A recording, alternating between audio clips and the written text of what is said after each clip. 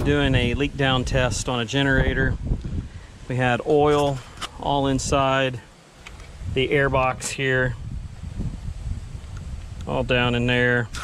The oil level was low on the dipstick, wasn't even really on it. Checked compression, had 195 pounds on the front cylinder, 60 on the rear cylinder. So we ended up putting our top dead center on the back, and we went ahead and calibrated our gauge out. We're using nitrogen as our compressed air. Set up here at 100 pounds of pressure. Our other side here, we got this unhooked.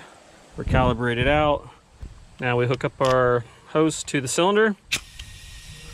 And as you can notice right there, we are leaking at about 95%.